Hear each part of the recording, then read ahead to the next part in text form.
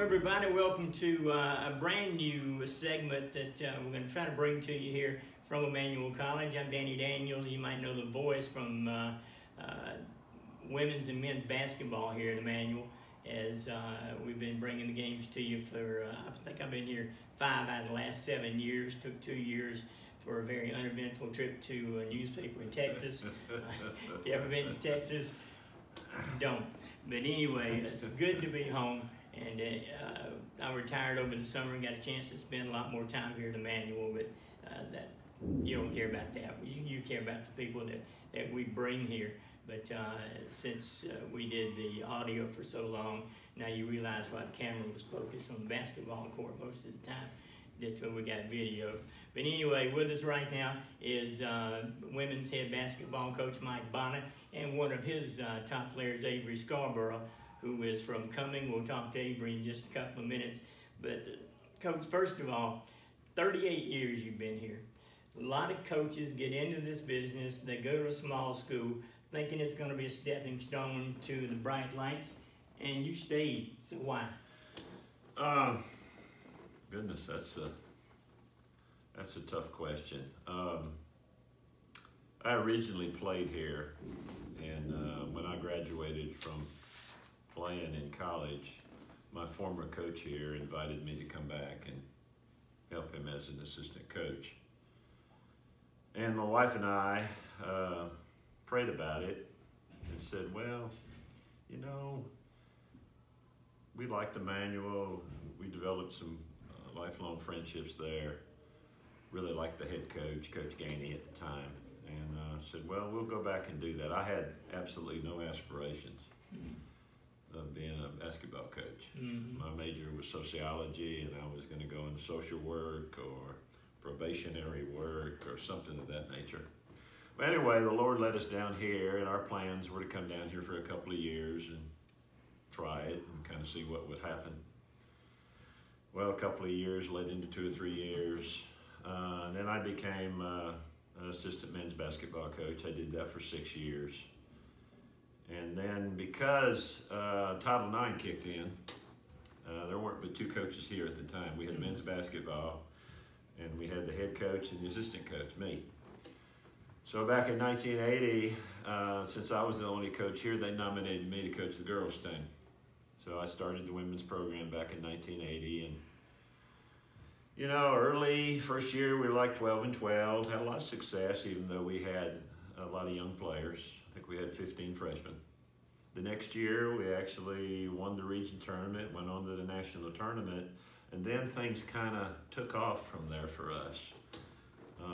And we had a lot of success on a national scale.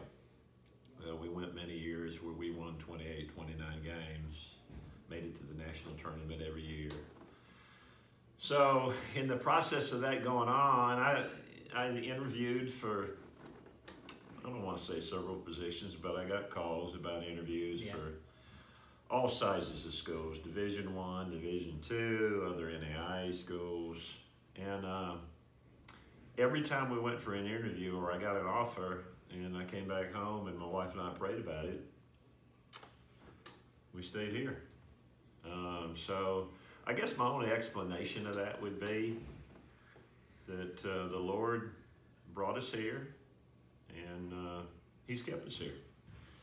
During that time, obviously, we started a family, and there were a lot of other priorities that happen in your life.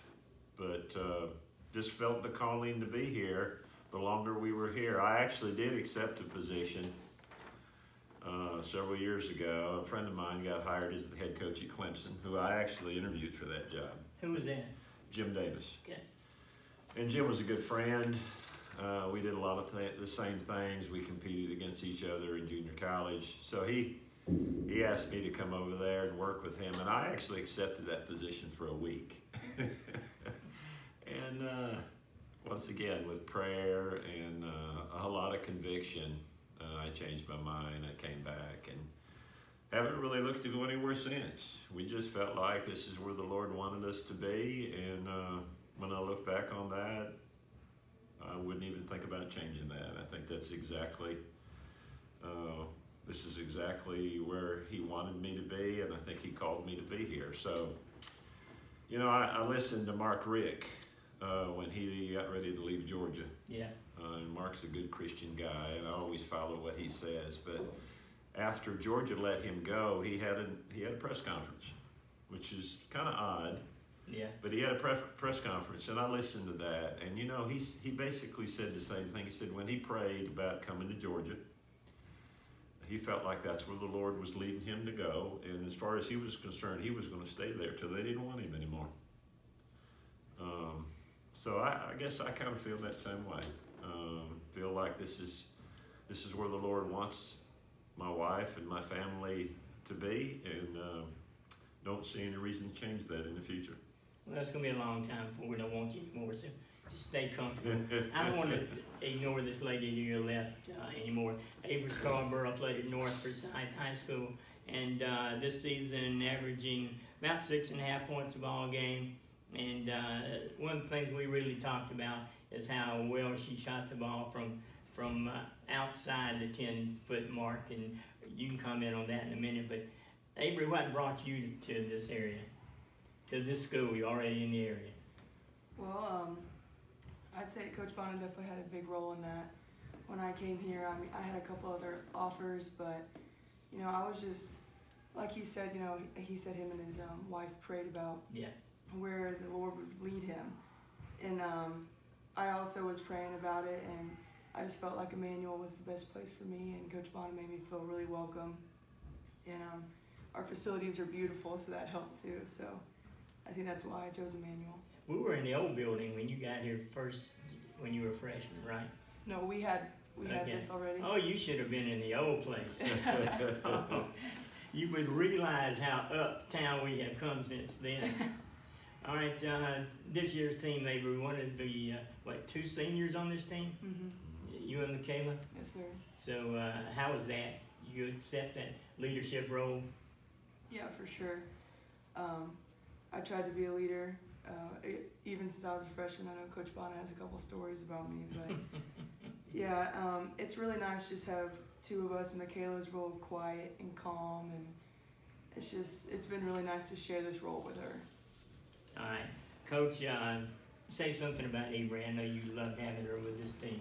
Well, I mean, if she wasn't sitting here, I could probably share something. I know. But she's sitting here.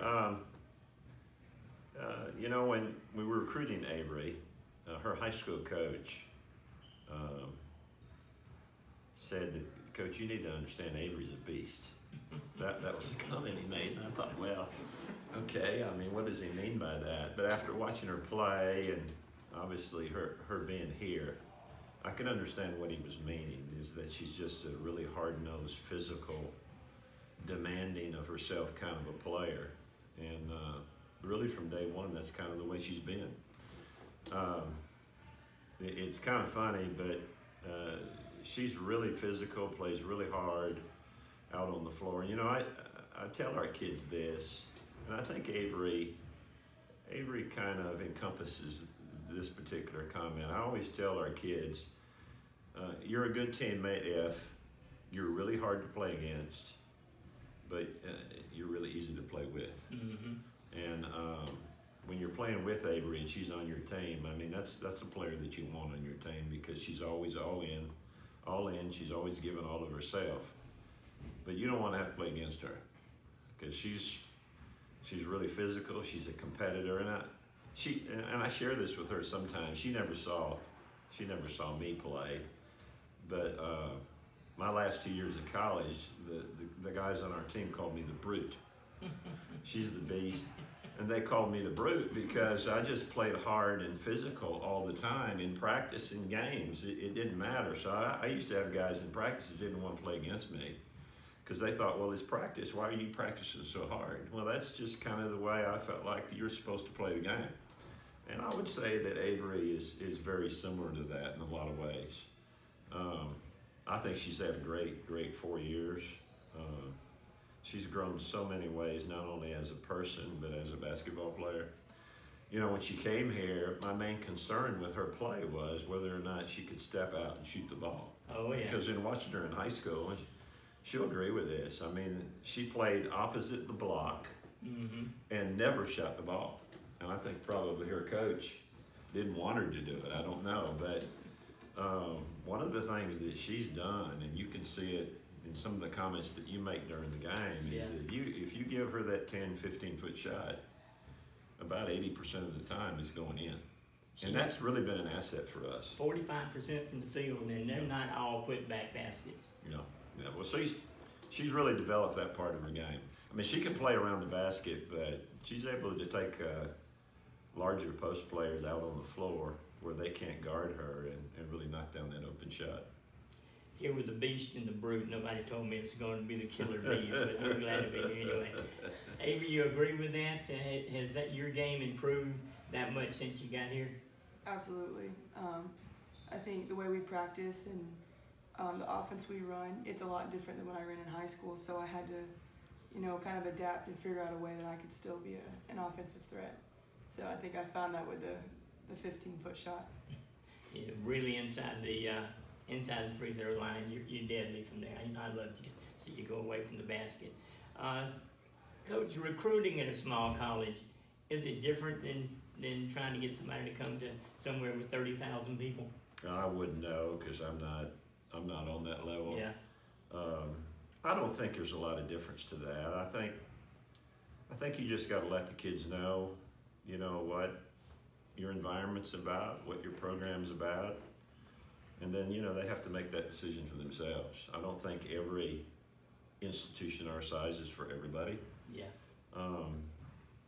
But we just sell what we have, and if that's good enough, usually when they get here, we get them on campus, or we get them in school. Usually, they adapt to that really well, and most of our kids usually fit in really, really well. I don't think we're the type of school that's going to attract somebody that wants to have a classroom that has 300 people. Right. So we just really try to let our kids know up front what we're about, what our school's about, what our mission's about, what our program's about, and just sell that. And that's all we ever do. I don't ever, in recruiting, Avery said she had other schools recruiting her, and I think she'd agree with this. I don't ever talk about other schools. I just try to sell our program. If our program is good enough to sell and they like that, great. If it's not, then I guess that's why they have other institutions and other schools. One more question for Avery, then I'll make you quit passing the baton back and forth. Yep. Avery, did you find that when you got here, this is what you expected?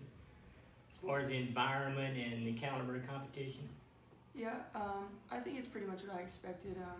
I expected to have good competition, D2 competition, and then I also expected, and I really liked the smaller scale classrooms. And, yeah. I think it was better for me personally, the smaller, close-knit community. So I think it's pretty much exactly what I expected, and I chose Emmanuel because of how it is. Yeah. So I went to small school too, and it's like you never leave high school, just different faces. And I like that. Right. All right. Coach, been here since 1980. 5 wins short of 700. I know you don't like to talk about it, but we're going to talk about it anyway because it's something that needs to be mentioned, and so people realize what a treasure we have in Mike Bona. But credit's got to be given to a lot of people, but because I know you're not going to accept all of it or any of it for that matter. But it's been a good run. It has. It has. We've been through a lot of transition with our athletic program, and I've been here through all that from junior college to NAIA to now Division II, and it's had some of its struggles at times with that, but I've been happy to see the improvement of not only Avery mentioned the gym, our facilities on campus, but the improvement of our athletic program, and we're in the midst now of. Hopefully next year, and I think it's going to happen, we'll actually be playing in Division II competition in Conference Carolinas. We're excited about that. This has kind of been somewhat of a grind, having to sit these 4 years, not knowing where we're going and what we're going to do. Our kids have battled with that and continue to battle with that. So that's been a blessing. But I'll be happy to get through this last hurdle. But yeah, it's been a challenge at times, but it's also been very rewarding. I mean, when I've had the ability to coach players like Avery and Michaela, who are seniors this year, and my assistant coach Tamea, who's helping us now. You know, when I think back of all those years, I don't really think back of the championships we've won. I don't think of all the trophies and all that stuff. Mm-hmm. And then you mentioned about the number of wins or losses. Yeah. And because after a while, you know, you get all that stuff and you just kind of put it somewhere. My wife comes in and puts up stuff in my office all the time, and I tend to take it down and put it somewhere else because I've just come to the conclusion that, you know, I don't want my life, my family's life, or really my player's life to be all about that. I want it to be about the relationships that we develop while we're working through this process. And hopefully that's what we're doing, and hopefully we'll keep doing that, whether I have 7 wins or 100 wins. All right, now, we didn't set a time limit for this thing, so I know we've been here a while, but 2 things I want to ask you about. First of all, when I came here back in 2010, I guess it was, you were athletic director and women's basketball coach. Then they decided to split the 2. Did you hesitate about which one to take? Well, the hesitation wasn't the factor. I've just been all into our athletic program the whole time I've been here. I told the president what I wanted to do was whatever I could do that would help our program the most, that's what I wanted to do. I mean, in the back of my mind, I wanted to coach. Mm-hmm. And President Stewart actually asked me that.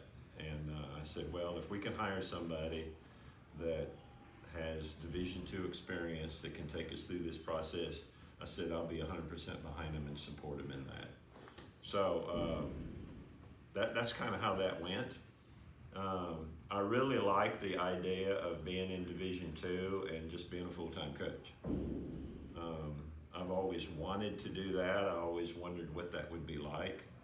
And I'm really enjoying that aspect of it. Being able to actually sit in my office every day and kind of plan practices, plan against our opponents, think about our players, what more we can do to help them improve. That's been exciting to me. We went through a lot of years there where I was teaching 3 or 4 classes a day. I was athletic director and trying to coach women's basketball. Mm-hmm. And there were times when I actually walked into practice and really didn't prepare probably the way I needed to. So the idea of being able to look after 15 girls and be a full-time coach Need a Purple Heart for that. Is very enlightening to me. All right, one more thing. National tournament coming up. You're going to host it. Tell us what you know about that. We're going to play, it's called the NCCA Regional Women's Basketball Tournament. It involves all the teams that belong to the South region. Because each team has certain requirements to participate in the tournament, right now there'll only be 3 teams in the tournament. Carver College will play Columbia International University next Wednesday at 6 o'clock. We will play the winner of that game since we ended up being the top seed based on our play throughout the year. And then whoever wins that particular game on Thursday at 6 will have the right and the opportunity to go to the national tournament, which is back in Indiana. It's at Grace University in Warsaw, Indiana. Our kids, I think, are really excited about it. We've been preparing for it now a couple of days. We got the rest of the week. So we're really excited to host it. Last year we had to play on the road at Columbia International, and we were fortunate enough to win that game and go to the national tournament. Last year we finished second. I'm just looking at Avery. So I think our kids' goal is to get back there.